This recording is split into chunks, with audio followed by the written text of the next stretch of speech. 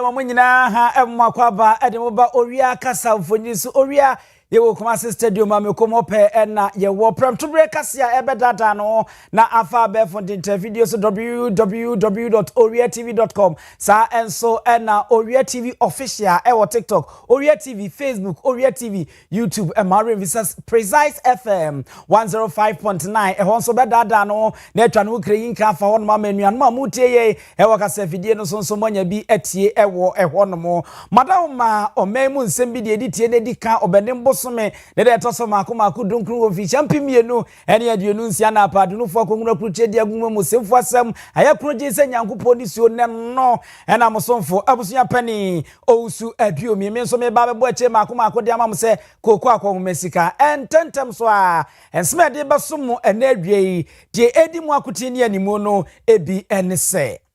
menemu Kaseɛ Burkina Faso mampanyi de abetudwa sentosi efiri wonu memu kwa manfoforo mu no wode tabno de atoso yie asemabo na meno Kaseɛ Supreme Court no so de aba betudwa se ene wo bia obefa abadwuma bia ko office bia ko ya adwuma bia no wo so wo kire de yowo ansakra na dibre no watimi akwa akwhya ase no akwa di dwuma saa enso na asrafo a wonu ketemu do mani chem o Jamaica ebrato renchem eto wo mo no enei wonu maba be piem ewo omemu ahanomo Ghana mampanyi John Dramani mama de atudwa se eba kwan papapa eni mpuntudwuma de a eni abroma ntamu nso mu pietom na wode ibekumu ewo honoma enye asem ketwa madam mansem pi ene ka we hu ayada de eni asoso semfu asem kroja ye senyankopɔ ni su a yade eba besom ewo honomo yemfa na ase chenchenche emfa ma drop bank one mother room eni etiba bi esika chenchenche no mo de aso asene de atofo asi asene ami aba betre ebesika semu dwadie dia wo mo ye obopon ewo mu o mabipa okunini osimpiti mpimpim tifa wontoma kobo wono ntoma ano ewo honomo enne wutifie na wato shares ni bi na wabe shareholder na niema atimi akonkan ede amaw ewo no mfa so bebre ene wo mu abasobode scholarship ede ba ema wo ba benya bidi akọ school no wono eye bi mfinhie aduanan ni ya no ahye ne nso yenti brebre ni amane bia emfamfiri dwabere bank ho sa enso na eba no fixed depositor eno nso wo mu yeye ni ye pa bosome miensa bosome nsia bosome dumienu na wo bebre na wo sere no na waje mfa so pay wa na wo de eko ewo hono eno nti sachas na wo pato a mesro betimi atena wo de mo ka mu na wa dial star 389 star 984 hash star 389 star 984 hash na afi wa follow instructions no what or shares obe shareholder okuni ewum sanso na betimi afre wo 0242387498 0242387498 now ne bank no edi nkita ho ewosikasemu yeda se ene se awie ne de madam ma yentu nhye Kaseɛ no so se wowa ene wo na yenkyere mu emu NJP nebeto dwa se Jamaica amino atorenchem atowon mu osubrantam jampantrudu enammu eto ye na mframatutu ye ama wonmo akodi aduamu yie pa enunti nam se account yonko a na account ne account ntia na account 20 no Ghana mampanyini ede nam ye ne ensie ne nweta so honhum ma wonu tu asrafo makomako be se aduonum enan se wo momfo mani nkyeremu e Jamaica memu ene wo mo kwatasetase bi no mo kwatasetase wo mo kwoboa me asibie no mo kwoboa me asibie ye kwoboa me ayi wo mo pra no mo boa amomayo ampa wo mo di wo se ede aye wo dwa ne fo be se makomako ade okuru nie no wo ma sada wo mo ani boko ewie wo mo adwuma mu ama wo ma piem ewo man Ghana mu hanom na no na Ghana edi mumumeni wo seyo ne anigye ne ankeka akohia wo mo ama Ghana mampanyi John Dramani Mahama wodi nsem sei edi atudwa. Performance has brought honor not only to yourselves and your families but also to the Ghana Armed Forces and to our dear nation Ghana. Although the mission thankfully recorded no loss of life or injury, it demanded sacrifice, endurance and an uncommon sense of duty. You left behind your homes, your families, and the comfort of familiarity to answer a call of service beyond our borders. That willingness to serve humanity, even in distant lands, reflects the highest ideals of military professionalism that the Ghana Armed Forces is noted for. You were deployed on a mission of humanitarian assistance and international cooperation, and I'm pleased to say that you have fulfilled that mission with distinction. We Jamaica di bese walk on na se mampanyi John Dramani mama kwehia wo mo free Jamaica ba wo mo hia no se mampanyi walk on so walk on wo de boss no mo se de wo so na se wo kire mu ene se St Elizabeth Parish e ho se wo no kobo adwuma pa na afeye Medley Cottesye Black River no ene ade ye tonton ene niam e kan wo no ko ye kobo adwuma wo pa ene wo di mu ene sempayo e de mom se Ghana asrafo de no kwasem ni wo mo de mufua ene adwumaden a asem ketwa yada so jina Ghana mampanyi John Dramani Mahama nakache nano woguso asese de wose anamontuo o memanta makomaku dunsia ne nyina wo budichi na wafa wono na watumpasa nyempasa keke okoya hyehyɛ ba na se ya yehia mekwan na ebom nyuma wodro woguso awodwo de opeso wodwo no ene wode na ni krutrabisi ahwini mienu santam kwa akwhwe na wahye mu kena sade beyi a enipa de basahare so beyo no ntemama ne ma akonkan na doma ena ode na ni kiremu ene na babo dwadata na bede behia no ebra John Dramani mama kwehia doma babo dwa na betwani ena bede beto banim se wabɔ mmɔde pa na oguso a wɔyɛ adwuma na wɔka no de akyɛ yɛ nuanom a wɔn mo bono ɛmantam wɔdɔma ne patamu ene yɛ ka ho se ɛba na kwan papapa empuntu dwuma pa wɔn nyine wɔn mu pieto mu de sanse wɔde ba na wɔde ababa beku wɔn mu wei ne yɛ nananom ena abodwa data bedi behia mampanyi John Dramani ma ano na nana kan obi begu so kota ni abedwuri efri so ni ade bia begu so ni abedwuri efri so enso nananom we de me hye mon kran say we a yesiesie we ye be siesie kwan na wie ebe ya kwan ya afebo na ejina ho ebi se kani akwan ya ni eye e free break meko sampa eye sebi ni efe no kota bitumen road ya na go so hene a wenya ne bibi ko se sapete sakwan le sapete enso nananum we aye eye kwan a ye friend asphalt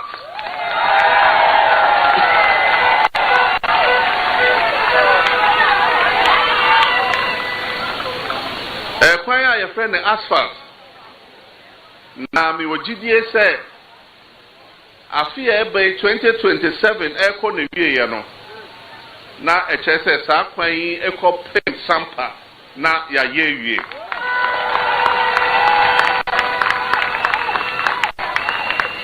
emre no duru ha nananom ya beto sam afremo na sada na ebe ye nijeda na yaba na ya bepa jumedie na no na echese ekwan na bie na MC mrebi ye ba ya ye be sha ase ene big push ena nananom eka se contractor ya di ekwan na manu no sebi enfidie odi aba no o hwe asemfidie ne ye areho na emse omusro kakra se sa contractor no ntimi nye adwuma no enso bogidie se afedie nananum akansa egitum se abusiafo Domafo na babo dwadata abedisi amampanyi John Dramani mama no na woka kire wo mo se na no wote se an wo mu di nkosua no ne ade mfanjefo ka ne nchefua wo mu pese wo mu ede ekọ Burkina ne ade na wo nsem no eka ye kana na wo mo tu agumo so woni ma Burkina mampanyi wo no to kese no mo wona mo betu di afa ho Domafo na bu wo mu be se bedi jawo na bedi asoa enu ntini doma manhene osagefo ose ade yo agima bedu eno se mampanyi we de mmamenka na abanda da no bebo be humode pa ade abebo mode be ye eduma ye aya agenda 111 no nenso aya asabia no bentumi anwie ena fofia nto ata bedware abami enu ntimesrew se agenda 111 ya asabia na ewo na wono mo eye no wadarumu bomode na behyem kena minim sesi kasam enhyeda eni hode na nso minim se wobetumi aye ti kwan ya wadaro mani de ni abrase obefa so na obetumi abeboa no awie na ma ayaresa mapanso etimi agi nhini ewo mpatem anu so wadaro ma yedan wo sa agenda 111 no a bi wodoma amasu na ne ye ba bi wo bia ho apesika na kwabena minta akando ya de chewo eja timi apagya mu ede amaye yewura hospital american meka anyway education abom me ye wi masem no yewura hospital akasia miensa na yewura JJ Rollins na penso oye de ma Ghana for hospital no ba ko wo Cape Coast ba ko ewo ho na ba ko wo Sunyane yewura sa hospital ya yewura si ye nyina oye se o the medical school be de be ka ho se be ya betimi epagya yewura Cape Coast de no ba yo medical school o ka ho yewura eye ho de no ba yo medical school ka ho yewura abonofo de no wo Sunyane no yewura medical school no o maaye yewura e ba sraw ani de kwan so niam na de opiapia de na mo ade na miensa na be mienu a yewura ba ko na aka no watimi aba medical school no na medical school no etimi ba sene wasi aye se wo ye ama Sunyane hospital aba teaching hospital no yewura adimu amaye yewura nka ne sei wadaroma one president Atamel so penso bono ha ho pagya university na ho pagya ye no yewura oye baako asoya na baako kase pa na Sunyane baako wodoma hinkro ha yewura na nkabosia bi ka ho a na wo pe abusia wasajefo osiade yo agema bedu a wotoso mienu na okane sa wadi tu osi ha no baayo aha baayo na so ya ha de ewura baanyo tibo wona na beyo na domo atwahia nyina be nyina bebo bensem ede mama mpanyi se hia timenso me de bronsam no me de asi ha no yanko yanim na mampanyi John Dramani mama na ka chia de da so ye woyi akorase mu se jata bode bambo de se kronkron wadi tudwa wo chire mu yi ene was mre bi atwam pa he wo my God na Russia ni Ukraine o montokwa abodo ko na atia si ha koto bidie kura se Russia ni Ukraine tokwa bidie ne boa ya den ya tutu ne emem sabi sinanim kura na akwa na ayere pese de Russia ni Ukraine tokwa de je obo ne ade a eno se nani nyina ayesikasam ntotoye a empanyimfo anu omo abandada na adan kwagufu ado twi wo mani yi wo manie sade wo nu yi wo moto mo abo no amfa ntotoye mapa mfa ngukwa mu enne kowie sa no COVID-19 bebo mo ne na age nhini ne nyina asai na so na pensu yi won ma siginaye agina banane ade ne ma agu akwa mu amesikasam no agina ne naso yie pa emfa woni mprempre de ekoso wo wiase Iran ne US ne Israel won ntokwa won mko na so nam sa ba na di ne hunie no waye nhihye ma penti no eno nti na ne yie sikasam no ye hunu se de huni nsa esimebo akase ampa Ghana yisikasam nyamiadom eyeye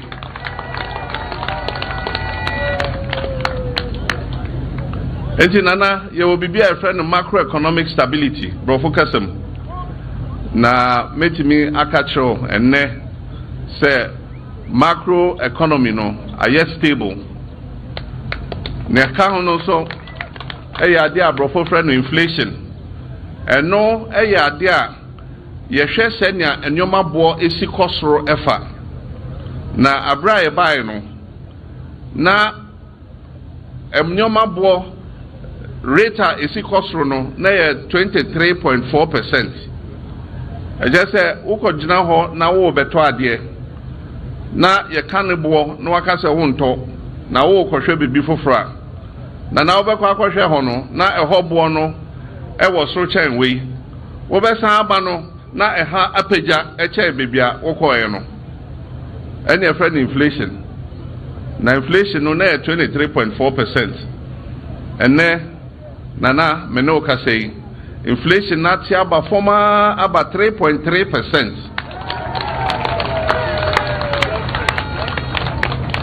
na no nkyerese enyoma bo nkosoro ba senya na esi epagya no eso ate enti eno so eyade a ye de hwe senya yesika sem esitie ne etoso eni yesika ankasa a your friend is CD na CD no efri mra omampanyin kufo de CD foforo no ba ya your friend Ghana CD ebi ebo no Ghana CD no ebi nso bo no sikadada no a chese billion efri samre no enye eno kwa Ghana bakosam nyina yehu se CD ne dollar chese CD akofom a dollar edwane kakra a CD etimi epeja Mampanyi John Dramani Mahama ena yatene nka wochim sentia amenne o my Ghana sika samne jan na monso pampe ayese asubonti mu kokwa eniema ekoyi ewo ho no na yemfri Ghana mampanyi ensem na yenwuramu ewo my Ghana mrahye bedwafie ekakra edom kuma na ni abrese krodoma so yegya bon namro so kire ben na bon mo nsem bon mo kanyina ne se emra bia abayi pese won mo edeba value for money office belie won mo se won mo gitumu enye yie ye fre bibi procurement ye eye ekwan ni nhyehyɛ ya wodo eda won ma so obi pese wodi nnwuma bi ni adwuma bi hye obi nsa na asa adwumakuo bi a ofa kwantrodo so na wo ye mmomode ye hwehwemu mapa ede fa wansa na de osefata no wodi ama no ene ade a na wo mu chemu a we na eba no bebo modern na no so abeha nani na fi nani sede samansama tamma ne tamfu nsuo no na ahwesi kasemu yie pa se ne be ya kan si cheni kwabu akwan bia no emfa so emem na no dom kuma ne munu ya won mu sikum no se ade amu ye de mu be ya na akwa semfuntumfunafu ne nchemfunafu won mu eyafunu bom na so techemadenti won mu didi ana won mu ekoho ade amu de be ye procurement adwuma wo ye ya na mpese ekoba yi o enti ekoba ne sa we sukura de mu de kwa akwose obi amampanyina boni din se won kodi dwuma de bi minister bi se won no wonko won fa na niku trabi se nwemienu santemi nkonkohwe so wanhwe ya na akwa ye pese mi nkuminya bi ni dada akra bi na akwa menteme wase bi de aba emwa enti wo si ebi wo hodata enu nti we ni de won mo gitumu a enye yie empanyimfo agine mu ama owura Alexander Afinyo Markins a oda edonkuma na no wa kyensem mu sei. Why would you now come and create another bureaucracy for what the ordinary man on the street will call chop chop? Why would you create another bureaucracy that the ordinary man on the street will call yenchendi? Mr. Speaker, as political leaders, we must be careful about the impression we create out there. I am all for this reset agenda to the extent that, oh yes, to the extent that the reset will help create a better Ghana. Mr. Speaker, we don't have a perfect system, but so far with respect, I beg to submit that you are a walking contradiction. So far, I must submit that you are a walking contradiction. The prayers themselves are saying so. Jamie, me na kasani he. Je afenyo makine rio. Amedench ameke. Amen yeshka. They themselves said so. Ayoni, Mr. Speaker, they said that they did the business. To which they have awarded a contract to themselves. They say everything was clean on sole source. And I'm saying that if the government is saying that it wants to cure sole source and ensure value for money, we don't need a new law. We don't need a new law. We have the PPA Act itself. In the PPA Act, when a document is submitted, PPA is required to do value for money. Oron Onyamfo Alexander Afinyo Markins ene yetene kanana no ansi ene o men photo samfo panyina be de akire Oron Onyamfo ampemnya ko no was ye Afinyo eba asama nya abotre na menkyire o mudi etie ni procurement ne won mu nya abotre enye ntwetwemu krogen efesi kasem nsi ase sa o o madwanya sa neti o enu nti ne mu behia sa ye bɔ modern na ye de sa bedi we value for money office no ye de ba enu de ye begine ni krogen na ahwemu na adidwuma na aboa amoman no so etimi afa ne ntamapa efra. It is not true that only sole source or restrictive tendering that have been overpriced. So this value for money office is going to look at all these, and the office will be equipped with engineers, with quantity surveyors, with all the technical people that will be able to do this job. Mr. Speaker, the office will be required to establish benchmark values for all major projects that we have in this country. So if we take a 6-unit classroom block, this value for money office will give a benchmark cost for constructing a 6-unit classroom block to help us have value for our procurements in this country. It is never true that this office is intended for corruption. That is not the case. We are rather putting in measures to fight corruption.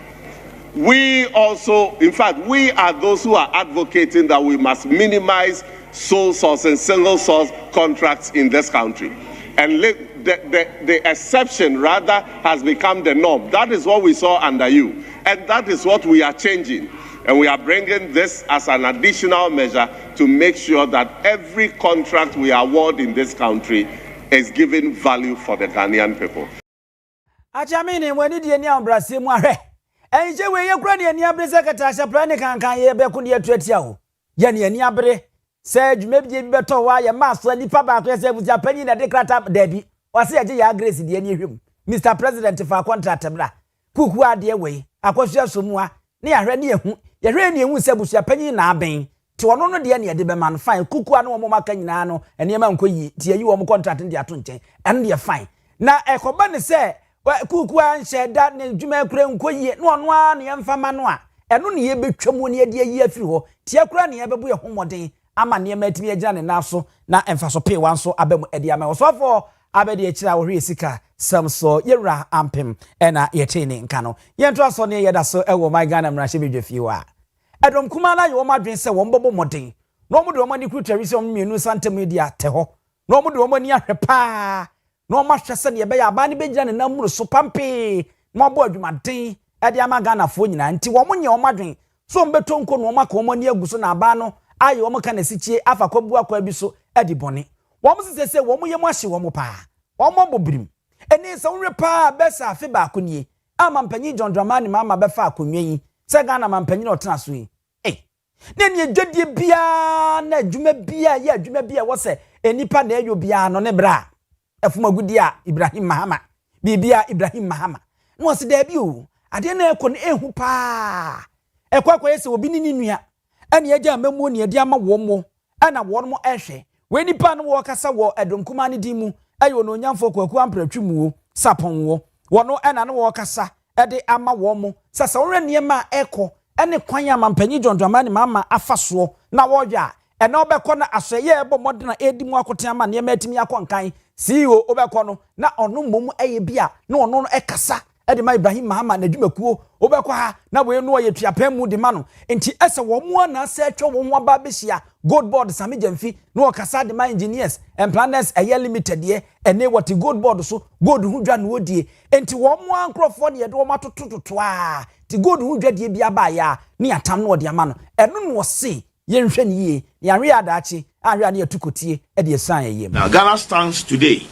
at a defining moment in our natural resource governance. Barely 1 year into the administration of President John Dramani Mahama, we are witnessing what can only be described as a dangerous drift towards state capture in the mining sector. This is not an abstract concern. This is not rhetorical or partisan alarmism. This is unfolding in real time through decisions, patterns, and actions that threaten our institutional integrity, economic stability, and democratic accountability. In less than 30 days, the Daman gold mine will be transitioned from Goldfields, Ghana to the state. Yet today, Parliament does not know who the next operator will be. The Ghanaian people have not been told who will control this asset. The workers and contractors face uncertainty about. Indeed, The emerging reality is even more alarming. Ibrahim Mahama appears more powerful than the Minister for Lands and Natural Resources. He is effectively running the sector with key institutions.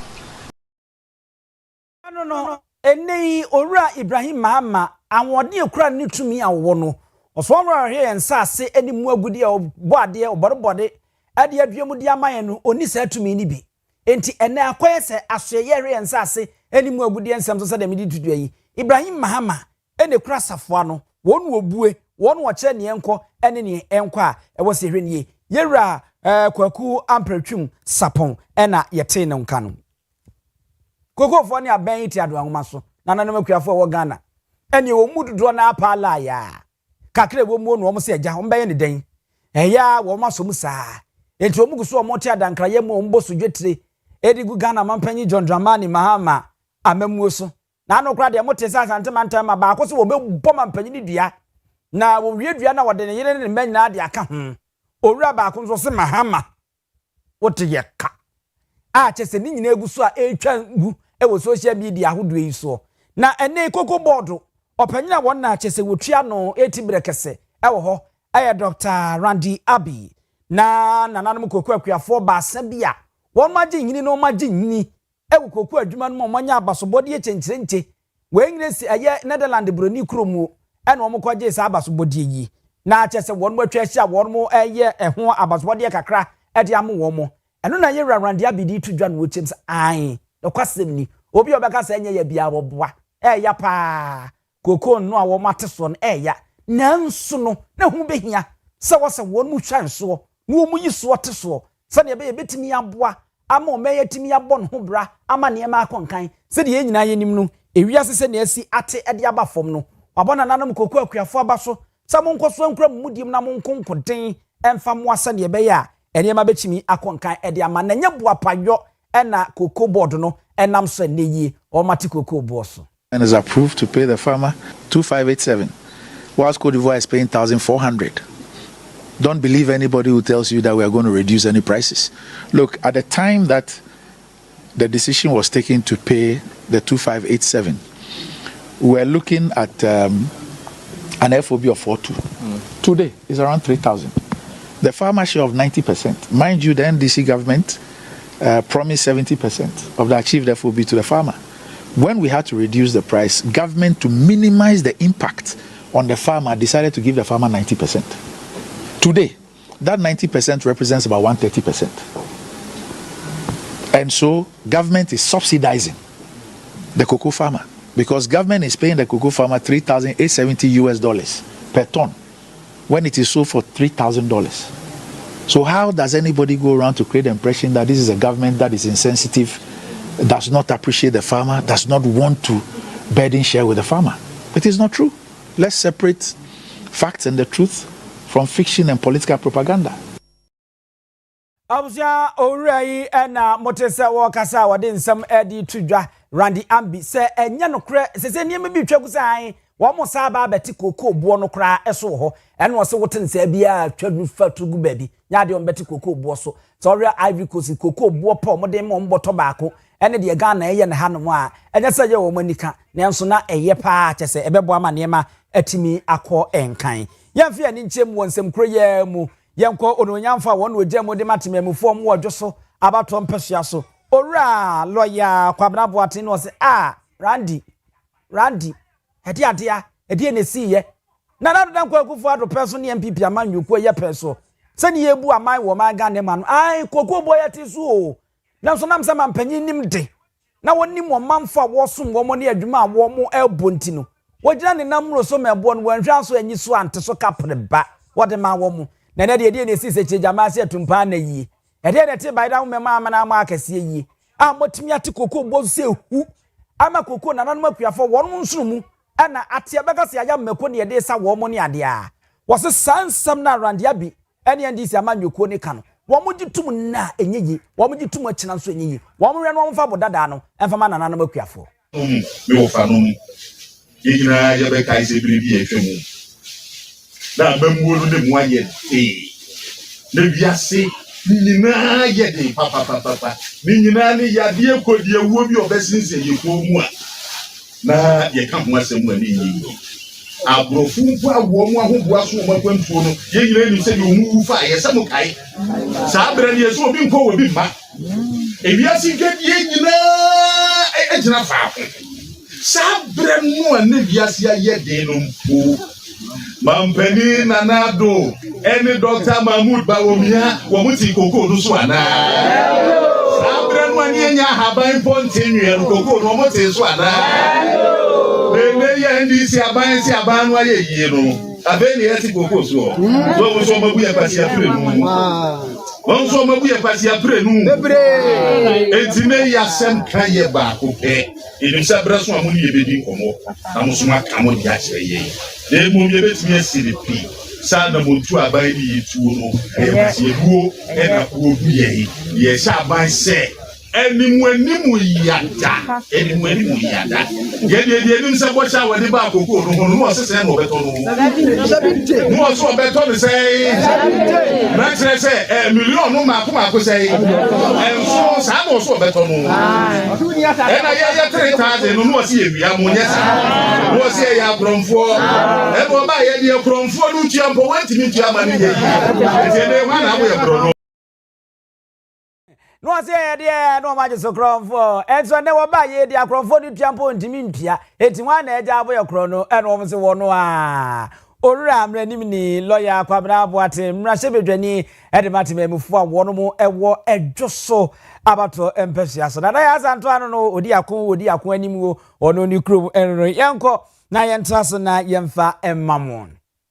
nyanka za me president sentrofo nyina yaba pagiri Ghana General Association ye ora ha bete Kwabena Dwomfo na Kaseɛ na wakasa e de afa kwan ya aban ye Ghana banya ndisi nko na enya MPP nko a kwan ya wonmo faso na mabuna wonmo pa adwuma adwo yaji wonmo sika an enukura ni sika na wo je npo ye befa de asenkanya yi o eminu Kaseɛ Ghana no ai ebinu tua sika pa na sika na wo tua wie na adwuma no benya ni obenden na aja wa mrum sa no age na wakwa se utifi a wan obi si ni pieto wo homam na wonko na ayera kora na yehwe wo se wo na pieto wo yi ba ma wo de oba pieto ye den se be ka se wo yi ahye ko so wo anko ba utifie wo na nsi ba na no na Kwabena Dwomfo se etan aniwu se obabu no ye Ghana ni epa adwuma aye adwuma no kora no ho bani ho no mo se wo benya aye enso je se agi usika se fa be fa nkrata na kurukire hu ne ma de gu so oh wose ye akọ anim no obesra ni de ani ambrase etan won ma no mo ma ye ntwam ebiem se ye fa mabunu anase ye fa nipa adwuma mtitiru bambo adwuma kuo ne ne keke ka ho na ni aye na manwosam no wose etan pa NDC nie MPP nie ene ye tete yes yama DCE bi yama MPC bi won mo mfa nko na ade ko ne mpasua so won mo de ma won mo no won mo ewa ho fama so opeso ye oposini oye osre ni oye custom officer oye ne keke ka ho ana Kwabena Dwomfo se yenya manwosam no mfa nto nchen ne ye magana mom eni anim kan ne hu kwampa pa betimi afa so a ye de befa mabunu adwuma ewo ho no mo na no wo ka ana wode ba na wode ba besie se eneyie obu won so na oni ope no so opese oye sre adwuma no enti mumma kwan saa na mu bie mu a de owo ope no no obe no nya kwan a na okọ ewo sensem be na manwosam no afei waka na wode achem se ye momodena ne entena se ne ebeye a bibie mu beda fan ye kwa anim no nkyehye ye ebeye krata asemu wo fa wo sene ha no se ne ebeye enkoma manasepo bia enkoba na kame ankoye se suponso akwakohini obi ewo ho yewra Kwabena Dwomfo. The GJ has been monitoring discussions on the ongoing recruitment exercise into the various security services across the country. The association commends the government of Ghana for its effort to address youth unemployment by expanding recruitment into the security agencies. However, we observe with concern the extremely high number of applicants, over 500,000 young people competing for approximately 5,000 positions. The Ghana Journalists Association cannot fathom why young and energetic patriots who are willing to dedicate their life to serve their country in the various security services are made to pay simply to pick up recruitment forms. This practice is neither appropriate nor healthy for our democracy. Somebody who cannot even afford 3 square months, who is struggling to even survive. So the person should pay and buy form to be able to serve his or a nation. It's unfair. Maybe it has been an acceptable norm or practice.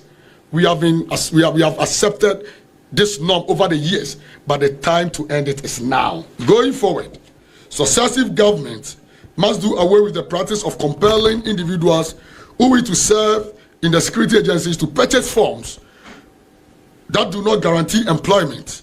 especially given the overwhelming number of applicants.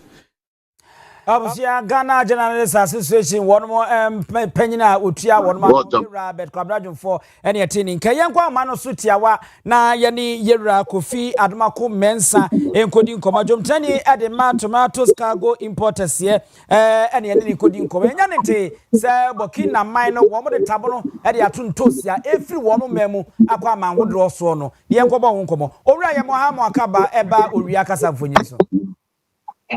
Yeah, I'm not sure what to say. I don't know to na won so e. Young Papa so. The free Burkina eba se wo mo de tabo no e de atunto si mo no a every one mo man mu e de akwa aman ahodro so no wo mo mpene me enko no wate na wate a e de na mo ye de afa ho. Se etisa de o kan. Ejuada saka krata tisa se omo baby bicha na ya dwunmo aye na kakra nti ya say you mse bisa ho ase nti me fa ne se yeguso ban no akade nso adwuma no ya eto da kura ya de kuafo ni bi esa se no mu ya adwuma ni nti no ma de bitimi mo musika se o mo fan support adwuma no ni ade nti ye hekọ ebe fa so a se aba no bebo na se bia so be ma si we no akọ na wi ya na fe ye hu de be nti egu so ene o mo hekọ ebe fa so a ye dinkita ho. Ndiye yate awesome. Owurade mako ese akonya ba na ese bia nka mu hu abege na monsra nka mu be na dodo se na mu free se nka mo de mammo betimi asomo ama nka mo de aboabo mo ho. Se danke betimi de aboabo ya ho ewo ho no. Se wo mo de tabo na to so yi akoba se bia nka monsra na dodo se na ofise nka Burkina fo de mammo anka besomo ama mo timi de aboabo mo ansa na tabo no na hya ya adwuma. Na de se du sa breya eto se ne bi ni Ghana hakura eti ya hwa ni efefi eti ti se de enanu etitutu ekọ so se ye ja kakra no ento se no kwa atwe kakra na se sia osa ka se busumi so a ma ape obi a ma biemu no ebe ha dwene esan se sabosumi so a match na ende ya che entozi no so ekopem June enti ebasa hwe maje ohawa edebebrai enti ya de nka ibenya nka ebesre senka season no me nyo omunye na nko na wiye sanye sedruga bikura na sanye bia oba kasi bia yento ebia kilo se ana se dodo se na emra de bia ebia nka no beboa ama adwuma ne na timi akokakra enti se ne de se ya stress bia na wotwe ana na wotwe mienu no bi nyina yewia ahade ne nsamai enti benya de ada se ka obami akọ ne nyina wi ana se ebi obese bia se de bia ka eduanan ana eduasa na eba na emunchim na mofaka eduonu ana edunum enye de emra ebenya ne sa nka ne bejo na Ghana de na eja mense ebe ye krado da be no Ghana de ne de esa se edinsu ni na eduani tie ye June no de line no ene ya na Ghana de ne start ba ne na se de ntosi bo no sa be kosoro meboa enye no bo na be kosoro ho na ebe ya de so nye bidia na ekosoro Unya kakra na ekọ so resan say ne Ghana nyina na ho ani ekofa bi tosi bi abehu no Ghana kurumu bi aturu Burkina na eba.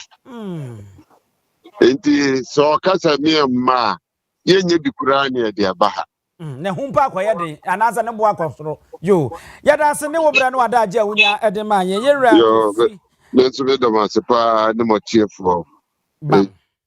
Yera Kofi Adamako mensa ane tomatoes ye cargo importers ye association one ye dwom training ye kwete ne kan ye just 69 years tosi great mi nua ne adi obi de ne ta na se ne yete anigefo ko awie ne wo de je na aba me anya bi ato ne yete wa asase ye pa wo de banchi tuko ta so kra na ebo ne yetwe ne je amoma ko mo ntoko awie da pa for man ye nko anim ne yento aso na Supreme Court na mawura yi everybody now na me nko Supreme Court na mawura yi enkra ba be kensa echirema won masigina ye se nei no obia da wo be ye ba mu adwuma ya aban adwuma wo kɔ office ye akoye de basa se wantumi ankuchire nwupono so me wo pan mienu ewo ademasu me wo eye pan mienu esi ha me wo amangu mienu wa ha me dan ye sei me ka ye sei me ntade ne efurugu me de yi ba ko mienu eno ana me che no wankuchi amfa ma untumi nkonko hyase enkoye adwuma ewo office ho no mo weni enipa bia wo no po man yiyo na wo no pagya nsem no e de ekoye o mo de kodan Supreme Court ne ye ne ye doctor Kwaku Anane Jindi na ekodi enkomo o ye corporate governance expert legal practitioner senior lecturer Jimpa law faculty ye hwese ye nsa kanwa ye ne ebebo nkomo na afe no nsem no mu wache mu yie pa ame hu se ne ebesi akọ ho no yewura Mensa Thompson a ono ewo eku efrense asapa wono na wodi nsemi ekoda akoto amre nim ni odi nanim wo eye Owura Ismail Andani Abdullahi Eskade wono na chese wodi nanim wo ema wono ekoye na wono ede nsem kokotu dwa se emra ne da so wo ho no dada sen afi apema ankro aduokru mienu 1992 constitution no ene wo bia ba ye adwuma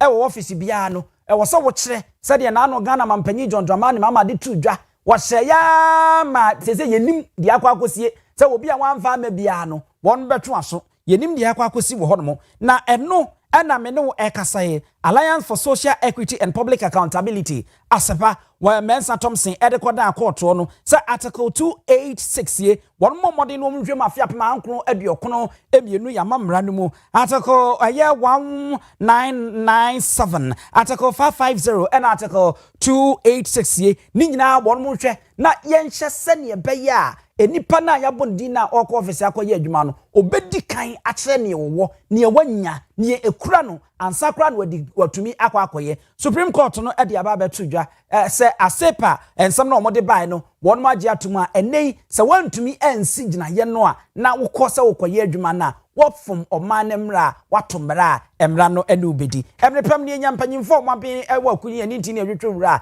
ye no mbedi nkobo na yagi nkiremu yie e de afa ensam a etesa yi ho ewo hono ye nto aso na ye mfa mamanansa na no madama mo ma menum suo kakra na ye ntwa ye ho tiawa ye ba ye de aka no besoso na ye de amamu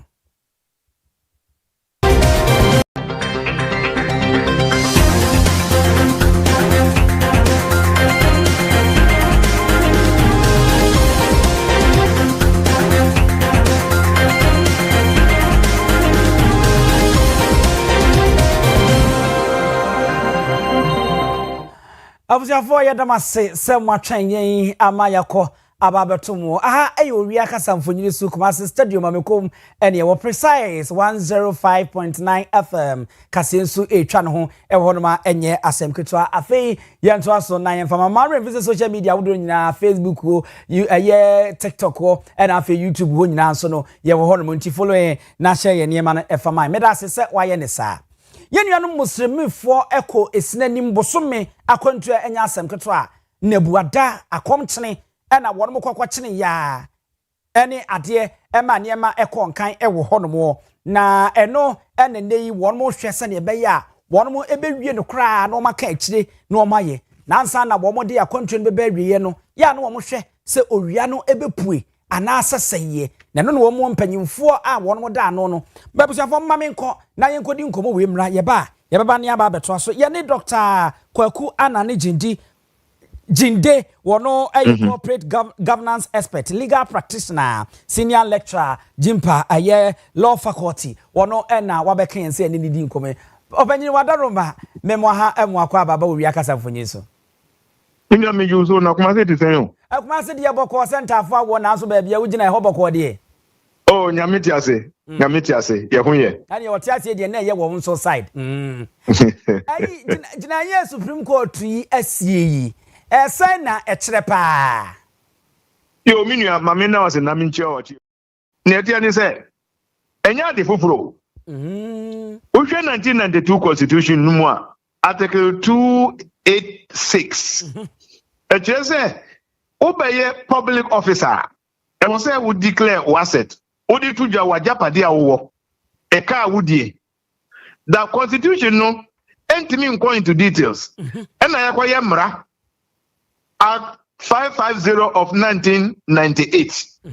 Eno na ebe chirechire mu ye yemfa wentua. Enti act no so asusu bia say ye power say be ye public officer in Ghana. E was say o declare your assets.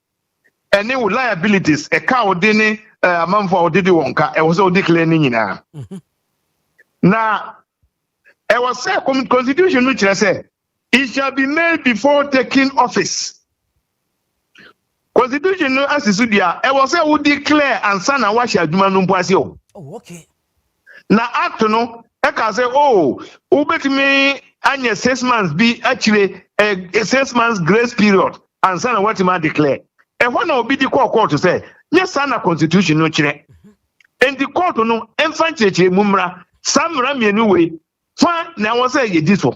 Na mra no e kire wo Ghana ne say Embra bia on the constitution no boabra no samra no e wo say etugu eni nyina so bam entina Supreme Court no ka say ne omoye no it breaches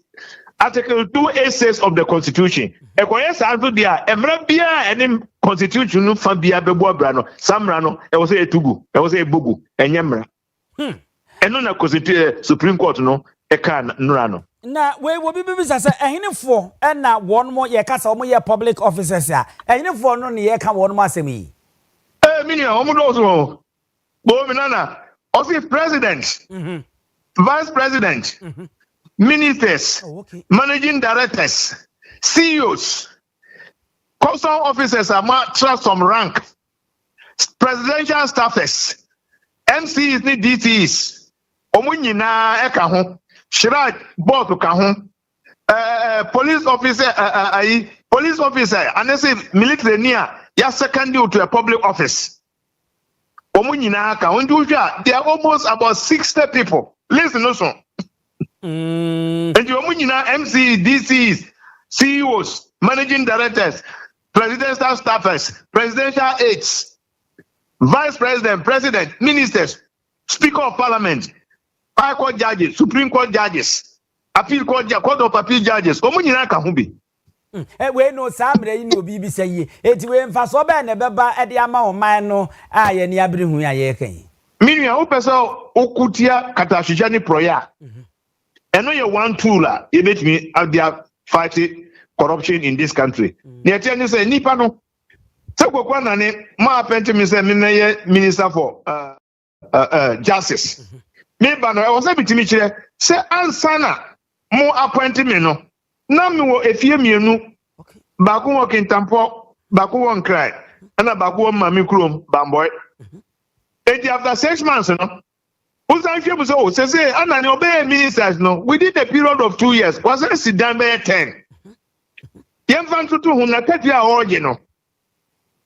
sa akatua na ye de ma no ebetime sit down 10 within 2 years no ana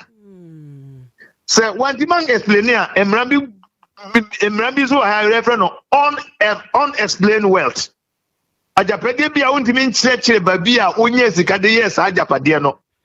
eno ye bit media famra kwan so and is one means of fighting corruption. Oh, okay. Na so de wo kan afi apema hankora de okro mienu ya mamran na ejinamu dada we na Supreme Court na ahyem kina na bosumi nsia bia na nkompe so mo de to akire no wo kire mu sanya nokre enti oh samra no de ewo mu dada article 286 1992 constitution yewom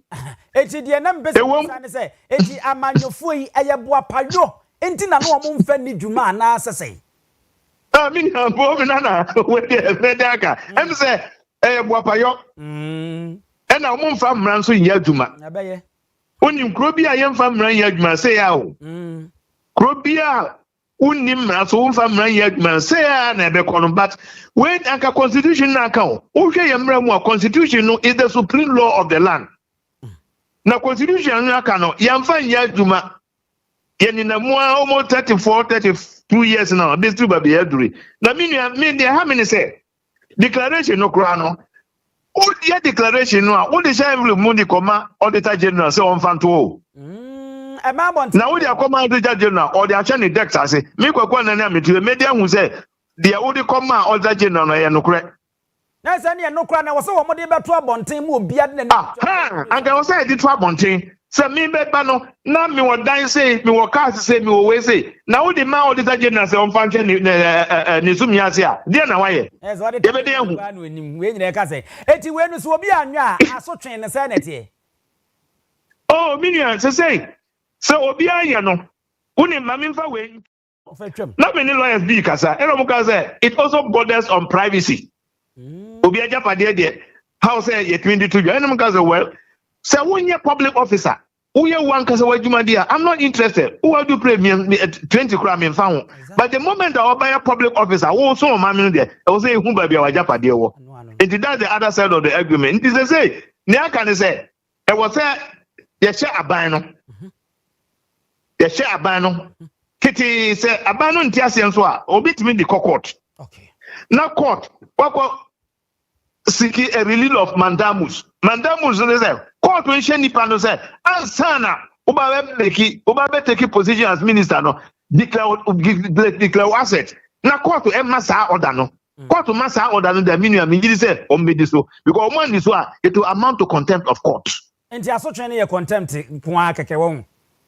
dabio ne mi ba ten say o di court to say court nhye won a say one this so e na contempt no be ba say court show say this so publish ancestor say na pa no okay na pa no o publish na nyina ye ho ato ba o say onye de a e ho na contempt no be ba enti no ye jama politicians a minia say no me no because it is not in their interest e be hu ajapade omo so they have to keep it secret and the media for monkasa ho radio stations monkasa ho mo boska bia no then for file case of mandamus to force them say obi amfa na japade mepeja we dey wa obeye lawyer yeah that's the government media who go court and you have to file you be file obetu ya filing fee so ni sir obeye lawyer ntiboabo ho yeah that's pa nti mo adamai Observer yani Dr. Kwame Anani Jinde wono a corporate governance expert sa enso na legal practitioner and senior lecturer Jimpa law faculty onye ni patwa woni yani ne ko bonko na no ma no gusu na no bosi before makoto ya Allahu akbar bismillah iwe bosomi bese na fu bese aduase nie na mpese omo de ba awie na ansa na no je se omu se wo wia na apue na afe wo mo so omu dwumade ne omu di na CPS ta National Health Committee wo matrase ama wo mu twemu krogen no wo mu ne se ene ya wode yi na bosome no obetumi ayi ni ti ama ne ma atimi akonkan e de ama mo ekoba ne saade a ene na wachina de yi idil feto no chesa so den a wo mu ebedi a enye asem keto akra na we no enchemu aba ama mpanyimfo e de enchemu sei ene e de ama Owia Kaseɛ. My advice to my fellow Muslims in Ghana here is Hilal Committee. We have objectives. Our main objective is to unite the Muslims under one umbrella by beginning the fasting together and ending the fasting together.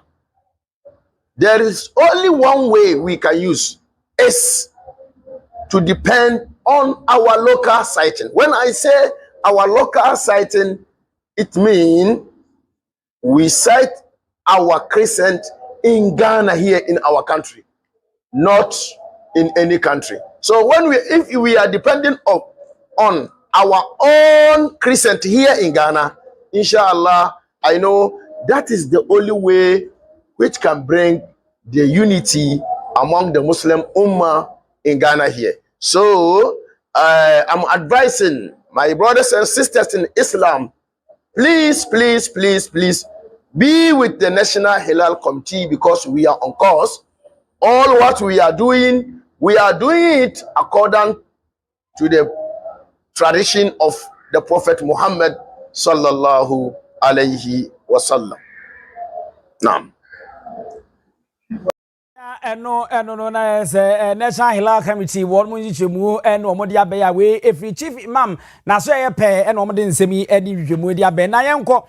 yenko otufo chikose hene na kwasi isa nakache wodwani echemu ewo kunsu zongwe wahafu ano southwest ye emensem anya asem keto akra wabɔ mode de nam yoso ne ahokeka so ama nananum akunafo anase ma amenum akunafo bese makoma wo ha ene wo mo asade bibinti won body dem wo mo redi ani kunsu zongo wakoye wo mo ayeye akoche won mo achede fefefe eno na ejina so de afutuo ede akode ama maburu se wo mo moden na yentwe ho mfamfiri nu bone ne nom ene hu dwumadi mu na emwa ema abrabo nkonkan ya ema abrabo eto apen asi sema abisame sa asem no medical ma Ghana manyina baka de sanda saade we ha dwen din Islam se ansa no be ware me no so tumi hwe wo yere sese ne kama ya na so ntam na enkemfo no e fa ne se ebi ho ntimi hwe ne yiri kra no sa ko wale baka namba ne bre ha dwen afuto kaka mama so obi an hwe ne yiri una ko wala na ba fi se obetima hwe na ware nti obi ama ne nko ne yiri ho emba no mo bre dodo oba timi so ra ho machin no nam baby okodigwa ojom keeti ano nam ebinu su galamse abai no na galamse no twakolo be ma su ho ebi kwa wo sika ko mfa ma ne ombo ne yira ko ma ha adwen esro mo se omo ani nko mba no eda achi ne mba no sebe de ebra nyina wo ne yira o bre ko je emo mo bi anko nyane nko ne yira ho se be asitam be de be kama ya emba bro de enye majin Islam kwa obaya de enye kasa kire no u kasa kire no ntia limamu ko odo twa da kotune ni sonta mo amuja wale ne so ho e ya na ya dance fo be miensa be mana fa oba na fa nti se oba ne ye no ma na enya chikoso nyini otumfo na kwasi isa ne yete ne kafutuo de em de pa ne mo amunim ho taw so pese o ware nan no na mabunu anase na nanu akurafo a won mu ensa eso adoye mu bie no won so kire ni so se kache se nyame hira no wonya ne kasi na afida sabre wonya de chesi e fama ye nyame hira no pa wonya ne kasi se wadwene ye hu ye da nase asetina mu ne de se wa wani tua ye kunu nu mu ni wo ti aja kakra se ba se bia na ye na afiwe nyame ya na ya adoma papa ya be so yi mu se o ye adom ye ne ye ma yesu ye nsa akoya no nyame hira no pa ya so be baka chance ye ni age o ma ye ni age pa ye ni age afa se be mfie mieru ni nyina na o mo che ne nso na ye ni office fa fu we die ni ti yesu ye ni age so wa ya sa ma ye da na se wa ya de nyame hira no na se na kuna fo de na ye ni adije bia sa o mo che bibia ma kuna fo na ye timi edu sala na obia wa na obebo modin aye ahwe o ma a obehwe o mo so wo ma na so kuna wu aja wa na obehwe o ma no so be mfie miensa ni de mfie mienu ni de o ma ya ase eye adoye ma ye nta fu we de o ma ya ma na dos na bro Otumfo chikosini nana kwesi isa nana pia wabomodin amoni anwa o waya de penyankopo insha wono ene wo nso ede aseda ede amano ewo hono Isaac Tum ohweye Philippo Kwabre Kaseɛ wo de message aba Akrokra Junior Tiero Joyce Frempong wo nana adwo eche buru wa papa bi me ho kani me personal producer no ba bia me nam bia no ta me chihwe me wo no mu nyina mo hweye damase ewo ho ye gina we so na ye de awia premto bre Kaseɛ yensa eka ye na efa precise 105.9 ena Owia Kaseɛ so a Kumasi Amekom Stadium no yɛde ne nyinaa edi esi na se chenchenche no bi emfa ema apade mfom konhu ye ekuchie di gu humamuom ye ra kuku ajando na afa akosia somua na afebo no piade ma wo semfo pa ye ra Benedict Asante yeboa eno achi no wo semu ede ma ye ansa na akọ MCR ho no ma ra wo bo modern na training director or director ede ma oba ya Grace ye ho no video editing no Mr. President Uranes no usu sa enso na voice no sound no Simon na afeye light no nana yaw ene ade a wo mu nyina ene news entire news team no ne ka bom a yede kase ede bre menso midi ene abusua pani ousu abiumi ya mo nyina mo ene hwa wo gye ahene wa